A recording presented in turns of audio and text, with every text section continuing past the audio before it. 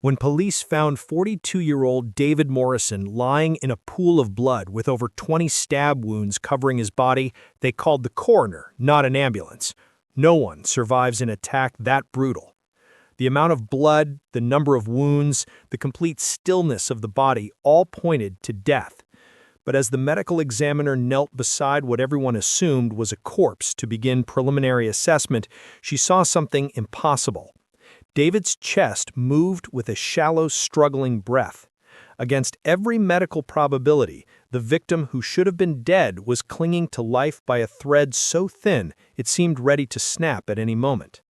6 months later, that same man would roll into a Denver courtroom in a wheelchair, face the 13-year-old boy who had stabbed him and left him to die, and deliver testimony that would ensure his attacker spent decades behind bars for a crime committed before he was even old enough to drive. Tyler Brooks was only 13 years old when he became a killer, or at least when he tried to become one. He was a small kid for his age, barely 5 feet tall, with a mop of dark hair that fell into his eyes and a slight build that made him look closer to 11 than 13. He lived with his mother in a modest apartment complex in the suburbs of Denver, Colorado, in a neighborhood that straddled the line between working-class stability and economic struggle. His father had left when Tyler was 6, disappearing into a life of addiction and incarceration, leaving behind a boy who would grow up angry, isolated, and increasingly fascinated by violence. Teachers described him as quiet but disturbing, a child who drew graphic images of death in the margins of his notebooks, who wrote essays about murder with a detachment that troubled even the most experienced educators, and who seemed to lack the basic empathy that connected most children to the world around them. David Morrison was Tyler's neighbor, living 2 doors down in the same apartment complex. He was a gentle, soft-spoken man who worked as a librarian at the Denver Public Library downtown, a job that perfectly suited his patient temperament and love of books. He had never married, had no children of his own, but he had a genuine affection for young people and believed deeply in the power of education and kindness to transform lives. He had tried, in his quiet way, to reach out to Tyler over the years, offering the boy books he thought he might enjoy, inviting him to library events, and simply being a friendly presence in a child's life that seemed marked by neglect and isolation.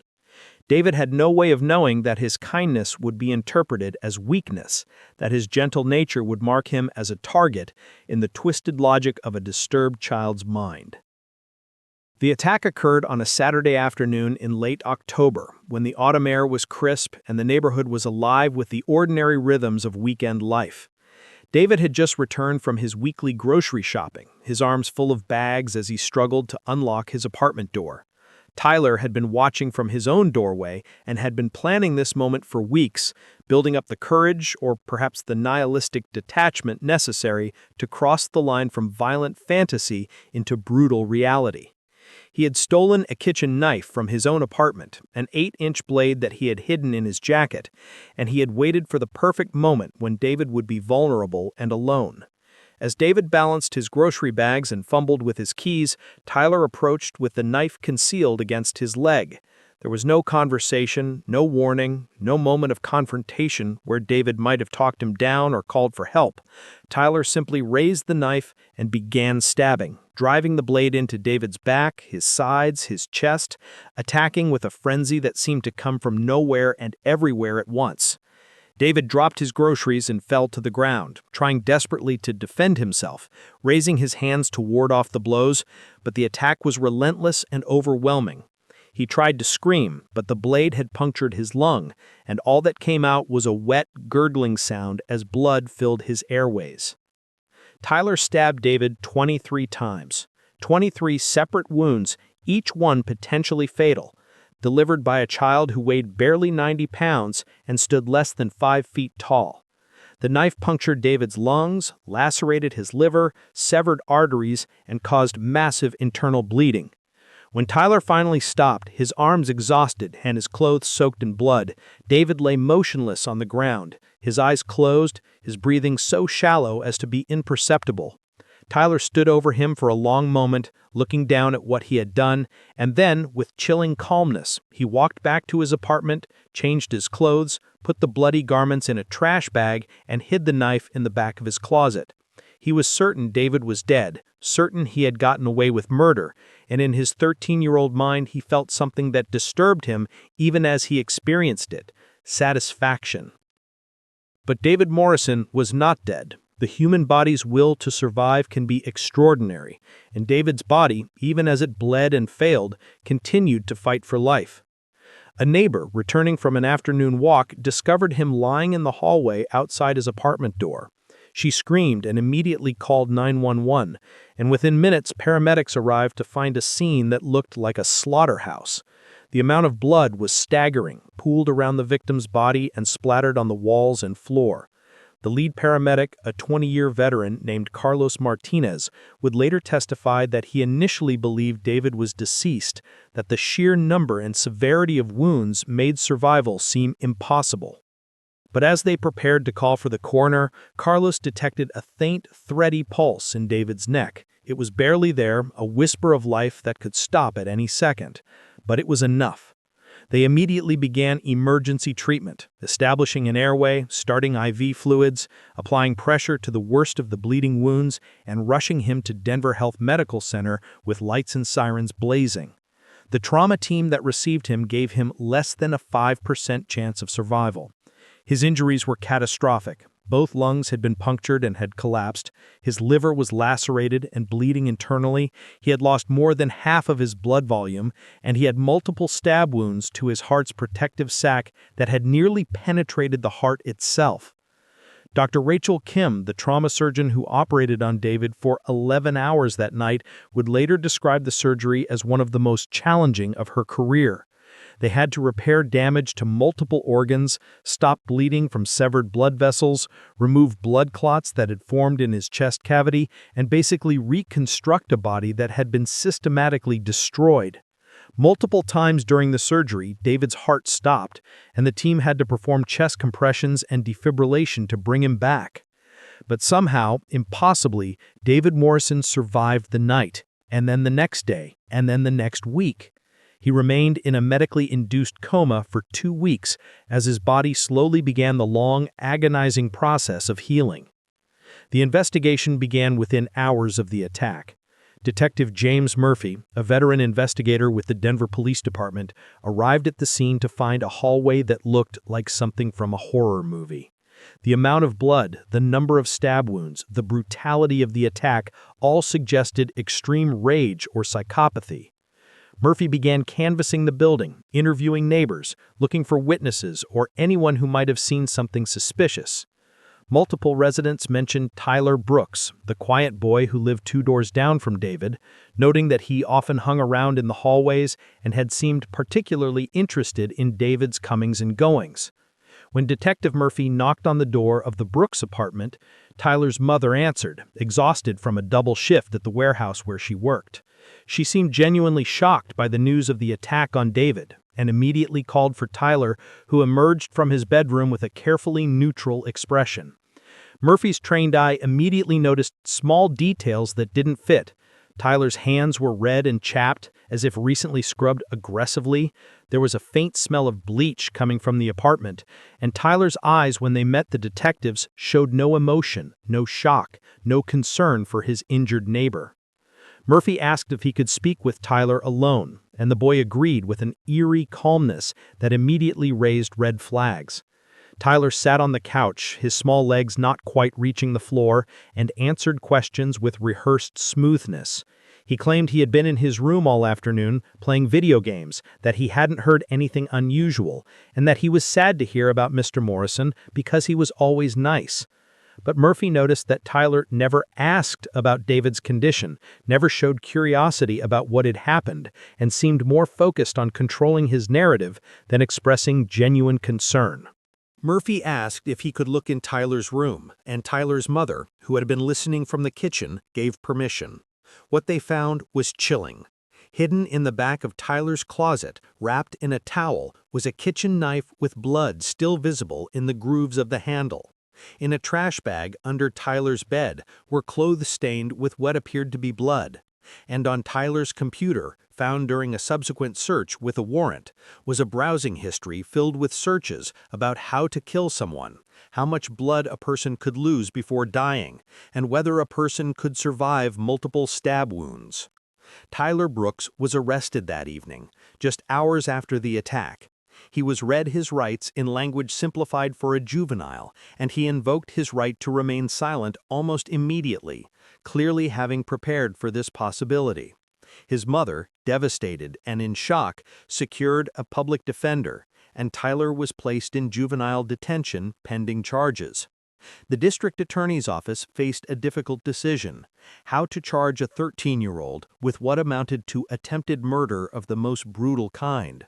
Colorado law allowed for juveniles as young as 12 to be charged as adults for certain violent felonies, but the process was complex and required demonstrating that the juvenile was beyond the rehabilitative capacity of the juvenile justice system.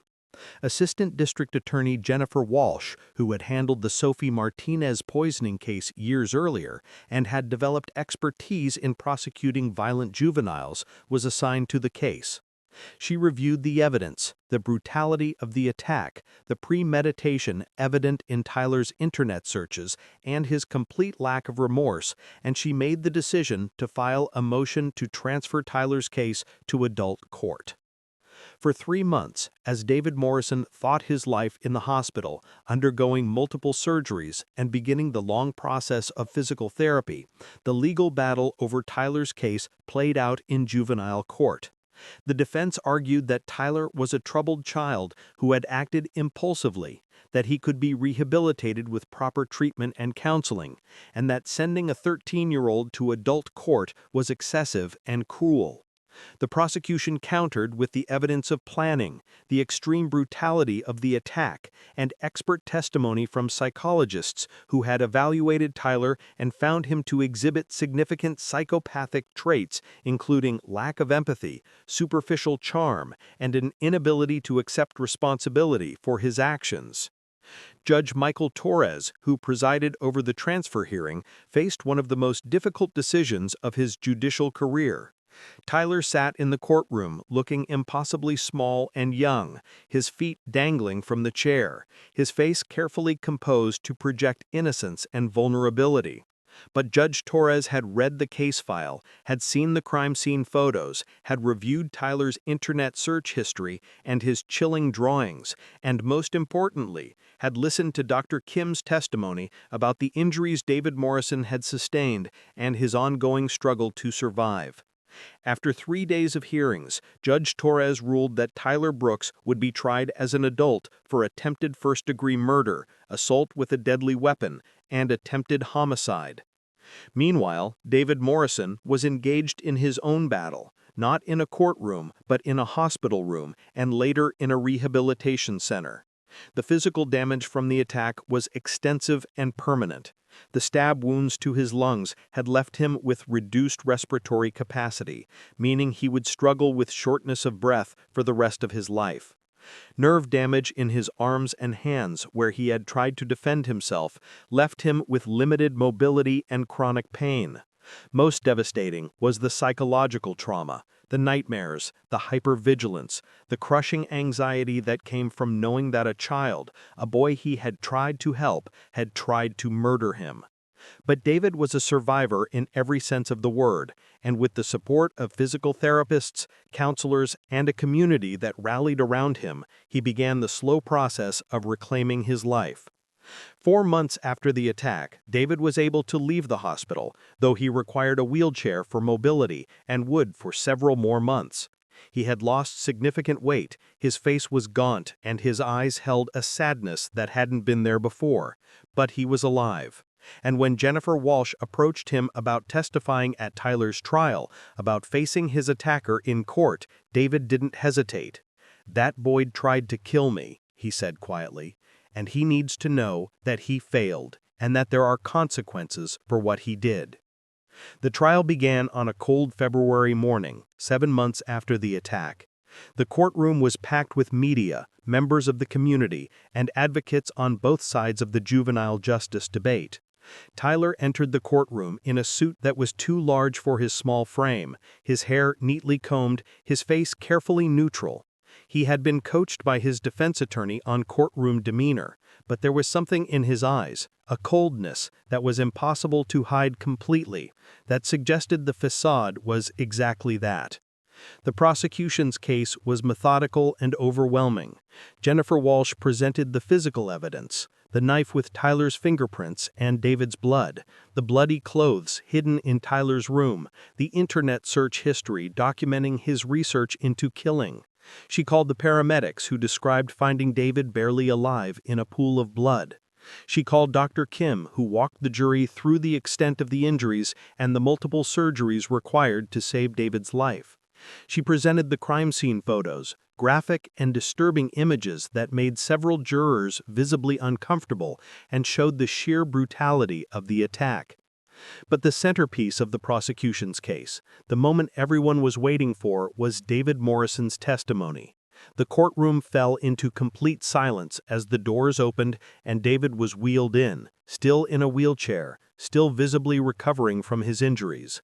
He wore a simple button-down shirt and slacks, and his hands, scarred from defensive wounds, gripped the armrests of his wheelchair with visible tension.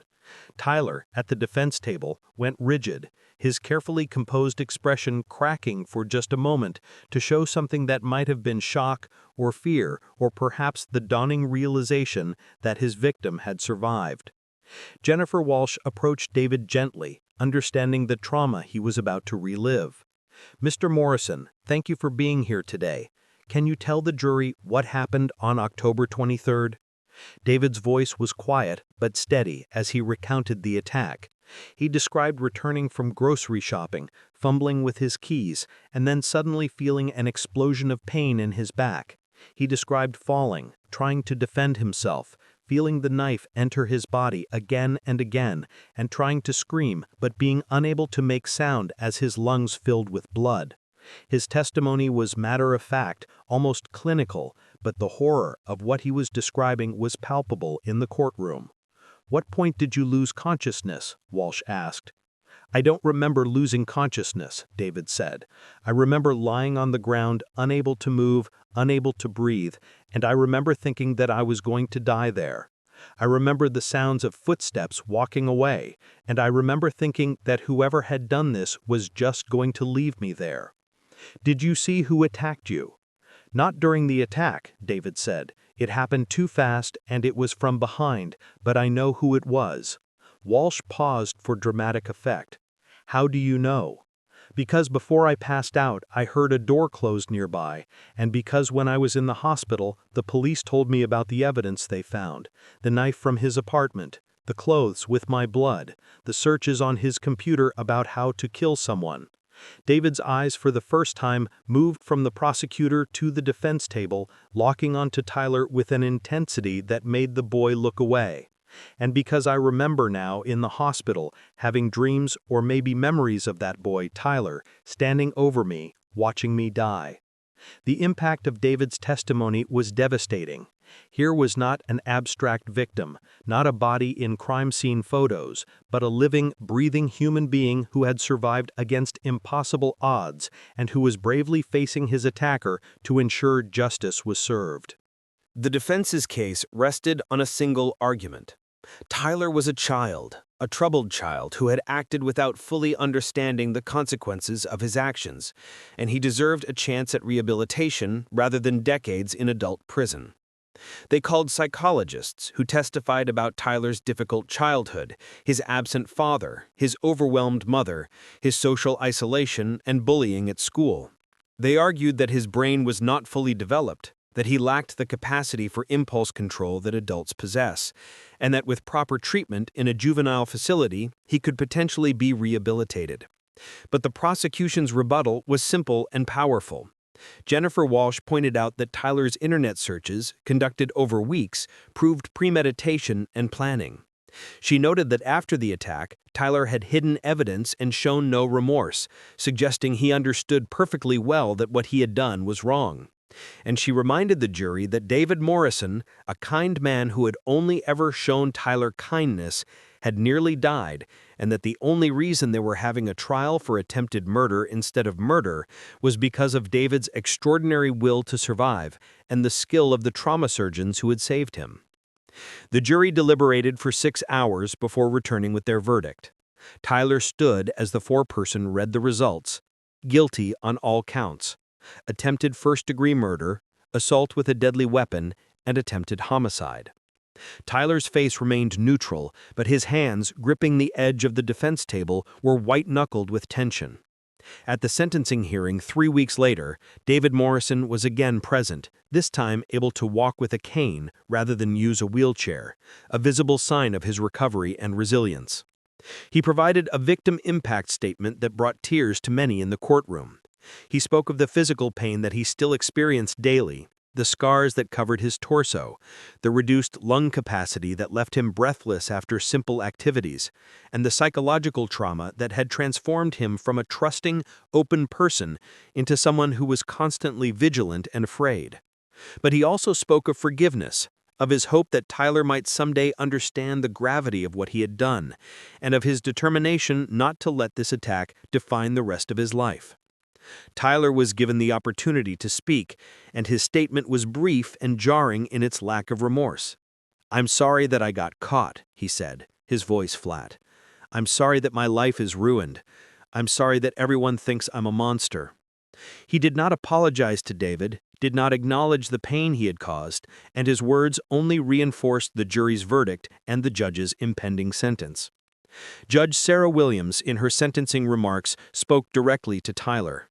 "You are 13 years old, and you attempted to murder an innocent man who had shown you nothing but kindness. You planned the attack, you executed it with brutal efficiency, and you showed no remorse afterward. You left Mr. Morrison to die, and only his extraordinary strength and the skill of medical professionals saved his life. This court must balance your age and the possibility of rehabilitation with the severity of your crime and the danger you posed to the community." Judge Williams sentenced Tyler Brooks to 40 years in prison, with the possibility of parole after serving 25 years. It was one of the longest sentences ever given to a 13-year-old in Colorado history, and it meant that Tyler would be 38 years old before he would have even a chance at freedom.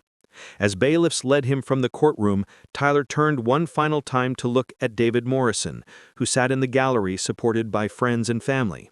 Their eyes met for a brief moment, victim and attacker, and in that exchange was a lifetime of questions about evil, about childhood, about justice, and about the incredible resilience of the human spirit.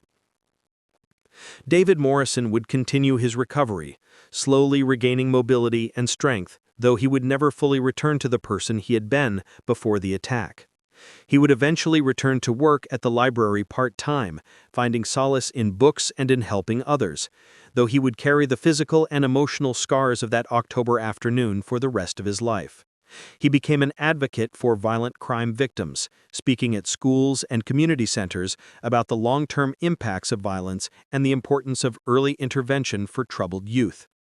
Tyler Brooks would spend his teenage years and early adulthood in the Colorado Department of Corrections, in a facility designed for young offenders but operating under adult prison rules.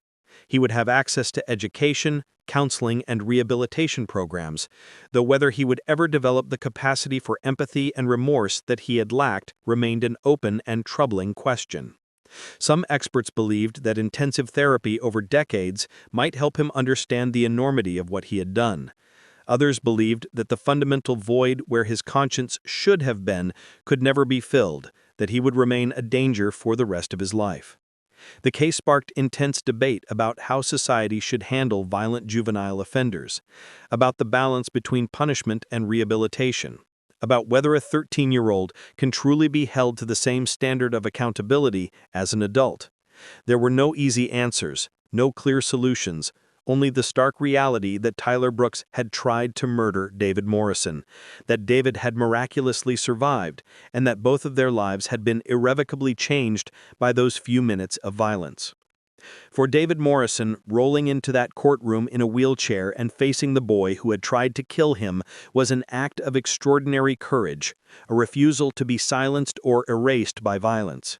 His testimony had been crucial in ensuring that Tyler faced appropriate consequences for his actions, and his survival stood as a powerful reminder that even in the darkest moments, even when faced with unimaginable brutality, the human will to live and to fight for justice can prevail. And for Tyler Brooks, the moment when David Morrison entered that courtroom alive and prepared to testify was the moment when his carefully constructed fantasy of having gotten away with murder collapsed into the harsh reality of consequence. He had believed his victim was dead, had believed he was safe, and the sight of David, scarred but surviving, determined but unbowed, was the final proof that he had failed in the most fundamental way possible. Justice had been served, not through vengeance, but through the simple, powerful act of a survivor refusing to be forgotten, and a system refusing to let a child's age shield him from accountability for monstrous actions.